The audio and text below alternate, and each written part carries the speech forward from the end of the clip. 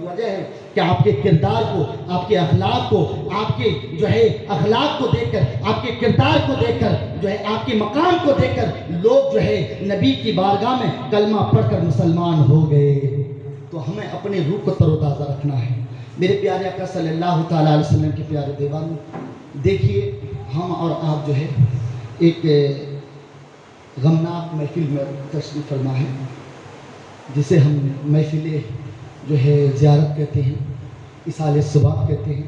یہ ہماری اور آپ کی بہت بڑی مقدر کی بات ہے کہ انسان مرتا ہے تو مرنے کے بعد اس کے پیچھے جو اولاد چھوڑ کر جاتے ہیں، ان کے اپنے رشتہ دار کو چھوڑ کر کے جاتے ہیں، الحمدللہ اس دنیا سے جانے کے بعد بھی اگر ہم ان کے لیے دعائیں کرتے ہیں، ہماری دعائیں اس تک پہنچتی ہے، اور ہم اپنے رشتہ دار کے ذریعے سے، اپنے باپ بیٹی کے ذریعے سے جب ہم ان کے لیے اصالِ ثواب کرتے ہیں تو الحمدللہ یہ اصالِ ثواب کا ثواب ان تک ضرور پہنچتے ہیں۔ اور جب ہمارے خاندان میں کوئی انسان گزر جائے، اس دنیا سے چل بسے، تو سب کی ذمہ داری ہوتی ہے کہ اگر مومن میں سے اگر کوئی گزر جائے تو ان کے لیے ضرور دعا کیا کرے۔ اصالِ ثواب کا معنی کیا ہے؟ ثواب پہنچانا، نیکی کرنا اور ثواب پہنچانا۔ تو الحمدللہ یہ آج ہم نے جو زیارت کے موقع پر جو ہم نے یہ محفل سجائی ہے، تو الحمدللہ اللہ کے رسول فرماتے ہیں کہ جب کوئی بندہ میری بارگاہ میں درود پڑھتا ہے، کہتے سبحان اللہ، درود پڑھتا ہے اور قرآن کریم کی سورتوں کو تلاوت کرتا ہے، پھر درود پڑھتا ہے اور اللہ کی بارگاہ میں دعا کرتا ہے، تو رب کائنات اس کی دعاؤں کی برکت سے اس کی قبر میں پہاڑ کے برابر نیکی عطا فرماتا ہے، پہاڑ کے برابر۔ اب دیکھیے ہم اگر اس کی فضیلت کو بیان کریں تو ہم بیان نہیں کر سکتے۔ کیوں؟ اس لیے کہ ہم نے الحمدللہ حضرت نے بہترین مدلل تقریر ہم نے سماعت کی، حضرت نے تقریر فرمائے، اور اس سے پہلے ہم نے قرآن کریم کی تلاوت کی۔ اللہ کے رسول فرماتے ہیں جب کوئی بندہ صرف بسم اللہ کو پڑھتا ہے، کیا پڑھتا ہے؟ بسم اللہ کے ہر حروفوں کے بدلے میں، بسم اللہ میں کتنے حروف ہیں؟ تو اللہ کے رسول فرماتے ہیں بسم اللہ کے جتنے حروف ہیں نا، ہر حروفوں کے بدلے میں اللہ تبارک و تعالیٰ اس کی نامہ اعمال میں 4,000 نیکی عطا فرماتا ہے، اور 4,000 اس کی درجات بلند کر دی جاتی ہے، اور 4,000 اس کی گناہوں کی مغفرت کر دی جاتی ہے۔ تو جب بسم اللہ کو ایک بار پڑھنے میں یہ ثواب ہے، تو اگر ہم قرآن کریم کی تلاوت کر کے ہم اپنے مرحوم کے لیے اصالِ ثواب کرتے تو اللہ کتنا ثواب عطا فرمائے گا، ہم اندازہ نہیں لگا سکتے۔ تو میرے پیارے آقا صلی اللہ تعالیٰ علیہ وسلم کے پیارے دیوانوں، الحمدللہ یہ جو مومن ہوتا ہے، مومن کبھی مرتا ہی نہیں، کہہ دو مچل کے سبحان اللہ، مومن کبھی مرتا ہی نہیں ہے۔ کیوں؟ اس لیے کہ اللہ نے ہماری روح کو بنایا، پیدا کیا، کہاں رکھا؟ عالم ارواح میں، پھر وہاں سے ہم کہاں آئے؟ اس دنیا میں ہیں۔ ابھی ہم کہاں ہیں؟ عالم شہادت، اور عالم شہادت سے پھر انسان کہاں جاتے ہیں؟ عالم برزخ، پھر عالم برزخ سے ہمیں کہاں جانا ہے؟ عالم قیامت، اور عالم قیامت سے عالم جنت، عالم دوزخ۔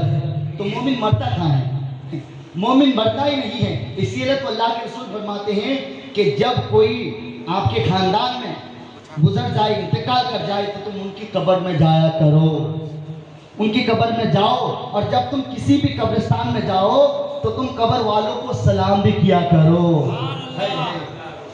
اللہ کے رسول فرماتے ہیں کہ جب ہم قبرستان میں جاتے ہیں اور اہل قبر والوں کو ہم سلام کرتے ہیں، سلام کا معنی ہوتا ہے دعا، السلام علیکم یا اہل القبور۔ تو جب ہم یہ سلام کرتے ہیں، اس کا مطلب کیا ہوا؟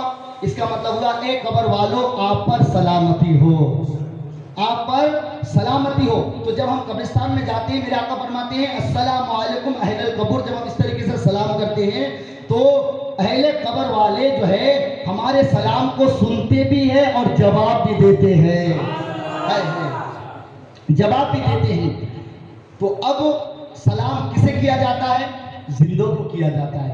और हमने ऐसा जिंदा समझा, सरकार ने क्या फरमाया? मुखातिब होकर के अस्सलाम वालेकुम अहले कब्र, ए कब्र वालो तुम पर सलामती हो। तो यकीनन अल्लाह के रसूल फरमाते हैं कि वो लोग ऐसा जिंदा होता है कि जब हम सलाम करते हैं तो सलाम का जवाब भी देता है, और जब हम कब्रिस्तान में चलते हैं ना तो चलने की जो आहट की आवाज आती है ना, उस आवाज को भी अहले कब्र वाले सुनते हैं। और फिर जब हम किसी कब्र में जाकर बैठकर कुरान करीम की तिलावत करते हैं तो मेरे आका फरमाते हैं उस तिलावत को वो सुनते भी है, सुनते भी है।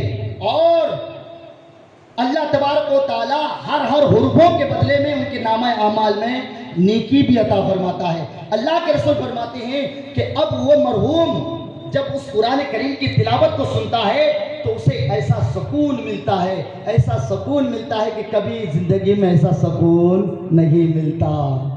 और पढ़ने वाला जब कब्रिस्तान में जाकर कुरान की तिलावत करता है तो अहले कब्र वाले उसे पहचानते भी है कि आने वाला कौन आया। रिश्ते में मेरा बेटा है या पोता है, खानदान में रिश्तेदारी में जो भी जाता है रिश्तेदारी में उनको पहचानते भी है कि आने वाला फला शख्स आया है। तो मेरे दोस्तों बुजुर्गों, तो इसीलिए जब इंसान इस दुनिया से चल जाए तो औलाद पर जिम्मेदारी होती है। वो जिम्मेदारी ये होती है कि हम उनके लिए साले सवाब करें। अल्लाह के रसूल सल्लल्लाहु ताला अलैहि वसल्लम की हदीस पाक है, अल्लाह के रसूल फरमाते हैं कि जब इंसान मर जाता है तो उनके अमाल मुनक़ता हो जाते हैं। क्या हो जाते हैं? उनके अमाल मुनक़ता, यानी नेकियों का सिलसिला रोक दी जाती है।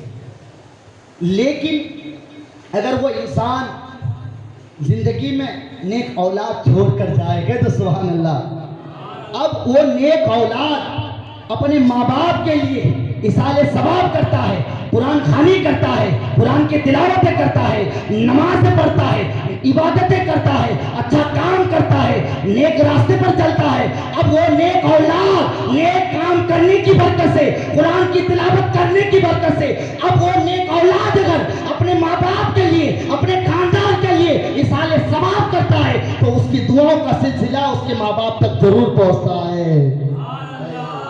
तो फिर हम क्यों ना करें, हम क्यों ना करें। और अल्हम्दुलिल्लाह जब हम उनके लिए दुआएं करते हैं, इसाले सवाब करते हैं, हदीस पाक में क्या है कि हम कुरान करीम की तिलावत करके जब रब की बारगाह में दुआ करते हैं तो रब कायनात उसकी कब्र में पहाड़ के बराबर नूर अता फरमाता है। तो जब कोई औलाद अपने माँ बाप के नाम पर महफिल सजाता है, कुरान खानी करवाता है, इसाले सवाब करवाता है, तो इसकी बरकत से जब उनके लिए हम दुआएं करते हैं तो इसकी बरकत से जब उसकी कब्र में पहाड़ के बराबर नेकी होता है तो वो मरहूम इस कैफियत को देखकर, उस नूर को देखकर, इस जो है इस बुलंदी को देखकर, इस मकाम को देखकर रब की बारगाह में दुआ करते, मेरे मौला, मेरे परवरदिगार, ये मकाम, ये बुलंदी, ये इज्जत मुझे किसकी वजह से मिला?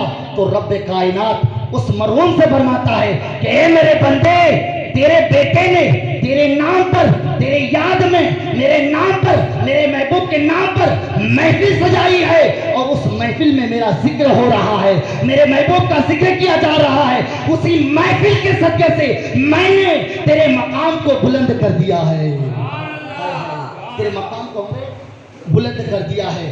तो हजरत बशार इब्न गालिब फरमाते हैं कि मैं अक्सर जो है हजरत राबिया बसरिया रज़ी अल्लाह ताला अन्हा के लिए मैं दुआ किया करती थी, दुआ किया करता था हजरत राबिया बसरिया रज़ी अल्लाह ताला अन्हा के लिए। तो हजरत बशार इब्न गालिब फरमाते इत्तेफाक से क्या हुआ कि मैंने उसे ख्वाब में देखा, कह दो मचल के सुभान अल्लाह। उनके लिए बहुत ही ज़्यादा मैं दुआ किया करता था, तो मैंने इत्तेफाक से मैंने उसे ख्वाब में देखा।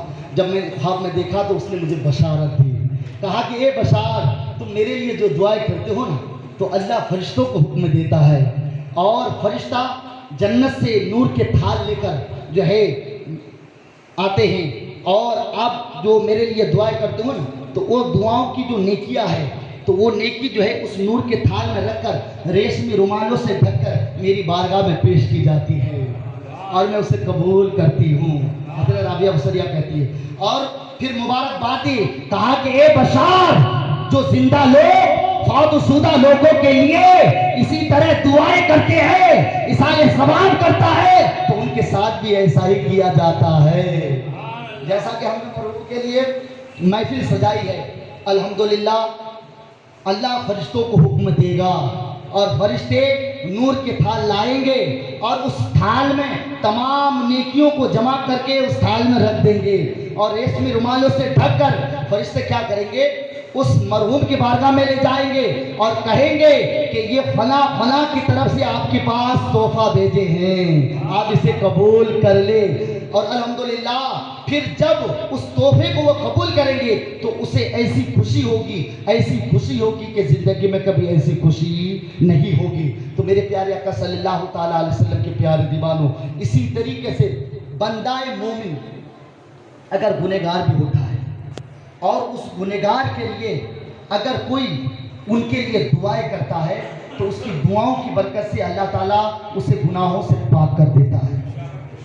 ایک ایسے نوجوان تھے، شیخ اکبر محی الدین ابن عربی رضی اللہ تعالیٰ عنہ فرماتے ہیں کہ میں ایک دعوت میں تشریف لے کر کے گیا اور میں نے ایک نوجوان کو دیکھا، اتفاق سے میں نے دیکھا کہ وہ رونے لگے۔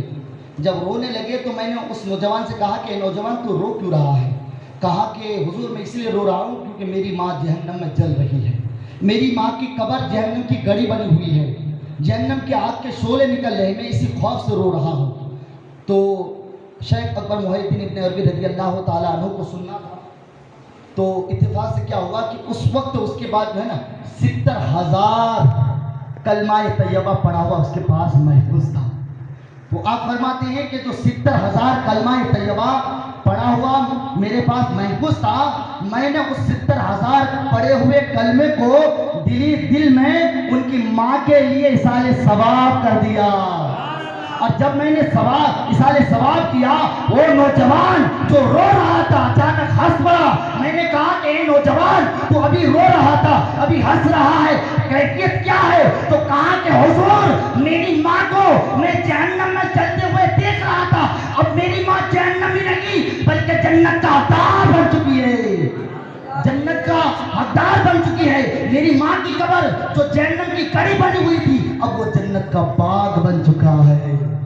اور اسی طریقے سے ایک واقعہ ہے کہ ایک مرتبہ کا واقعہ ہے کہ حضرت عیسیٰ علیہ السلام ایک قبرستان سے گزر رہے تھے، گزرتے گزرتے جو ہے آپ کی نظر ایک قبر پر پڑی۔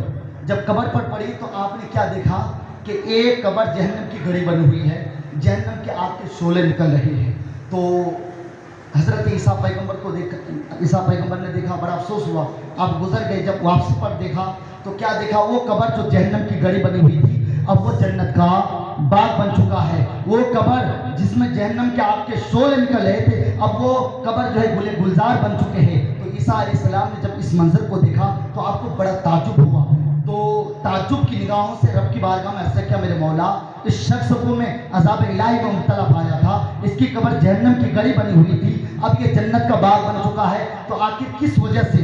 تو رب کائنات نے عیسیٰ پیغمبر سے کہا کہ اے میرے پیغمبر، یہ شخص جو ہے بہت بڑا گنہگار تھا، اس کو اس کی بدعمالی کی سزا مل رہی تھی، لیکن یہ شخص جب مرا تھا تو مرنے سے پہلے اس نے اپنی بیوی کو وصیت کر گیا، کہا کہ اگر میں مر جاؤں تو میرے بچوں کو اللہ کا نام سکھانا۔ تو وہ بچہ جو ہے جب وہ کافی بڑے ہوئے تو اس بچوں کو عالم دین کے پاس بھیجا گیا، اور عالم دین نے جب اس بچوں کو بیٹھا کر کہا کہ پڑھو بسم اللہ الرحمن الرحیم، جب وہ بچہ بسم اللہ کو ایک طرف بیٹھ کر پڑھنے لگا، وہ بچہ جب بار بار رحمان اور رحیم کہتا گیا تو رب کائنات نے عیسیٰ پیغمبر سے فرمایا، اے میرے پیغمبر، جب وہ بچہ ایک طرف بیٹھ کر بسم اللہ کو بار بار پڑھنے لگا، پڑھتا گیا، مجھے پکارتا گیا، رحمت جوش میں آتا گیا، مجھے گوارا نہ ہوا کہ وہ بچہ مجھے پکارتے رہے اور اس کے باپ کی قبر جہنم کی کڑی بن جائے، مجھے گوارا نہ ہوا، میری رحمت جوش میں آیا، اس بچہ بسم اللہ پڑھتا گیا، اس بسم اللہ کی برکت سے میں نے اس کے باپ کے سارے گناہوں کو معاف کر دیا۔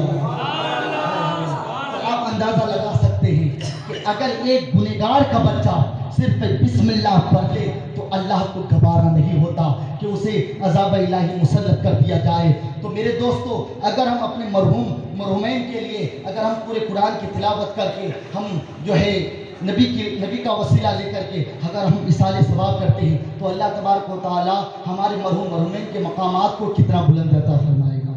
تو میرے پیارے صلی اللہ تعالیٰ علیہ وسلم کے پیارے دیوانوں، ہم بہت بڑے خوش نصیب ہیں، ہم حضور کی امت ہیں، اور الحمدللہ جو حضور کی امت ہوں گے، میرا ایمان کہتا ہے وہ جہنمی نہیں ہو سکتا، کیونکہ سرکار نے فرما دیا کہ اگر میرے مومن کے دل میں، میرے غلاموں کے دلوں میں اگر صرف